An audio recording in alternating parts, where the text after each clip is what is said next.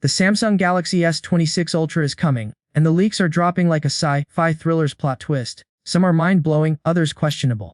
Is this phone about to rewrite the flagship rulebook, or is Samsung playing it too safe? I've got the juiciest details, including a secret that flipped everything I thought I knew. Stick with me for 10 minutes, smash that subscribe button, and let's dive into the future of smartphones.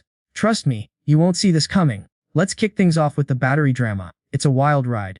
For years, Samsung's Ultrafone have been stuck at $5 mAh while other brands push massive capacities. When leaks teased a 500 mAh or even 7,000 mAh battery for the S26 Ultra, I was hyped.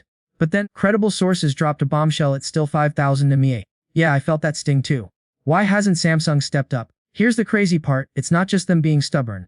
Global shipping laws, especially in major markets, cap single lithium-ion battery cells at 20 watt-hours to avoid being flagged as hazardous. That's about 5,000 mAh. Going bigger means piles of paperwork, strict packaging, and logistical chaos. But here's the kicker, larger devices like tablets use multiple cells to bypass this, packing way more power.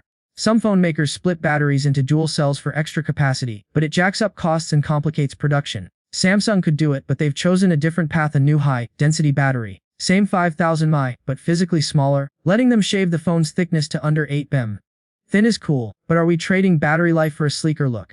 Now let's talk charging. Here's where it gets spicy. The S26 Ultra is reportedly jumping 4.5W to 6.5W fast charging. In 2025, that's not earth-shattering, but it's a solid upgrade for Samsung fans who've been stuck in the slow lane. Imagine topping up your phone during a quick coffee break, faster than ever.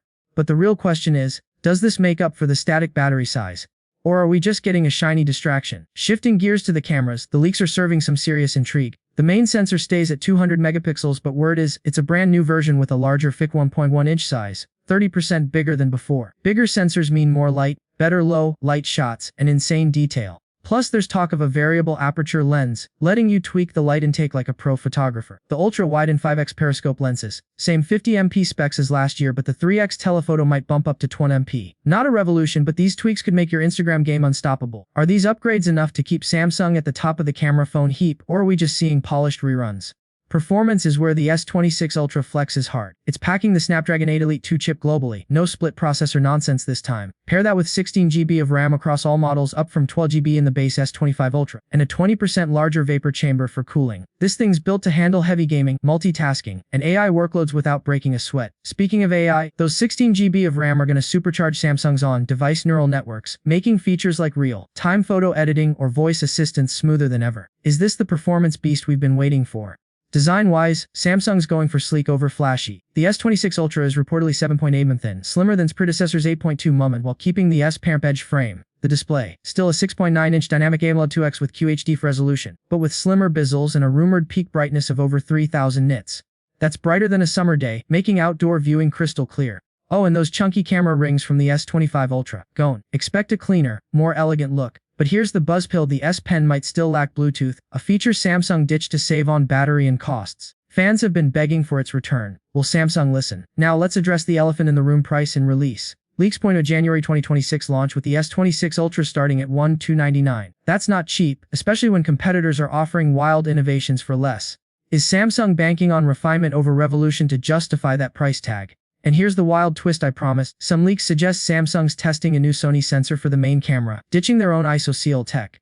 If true, this could be a game changer for photo quality, with a dynamic range hitting 100 dB, perfect for capturing every detail in tricky lighting. But why the switch? Is Samsung admitting someone else does it better?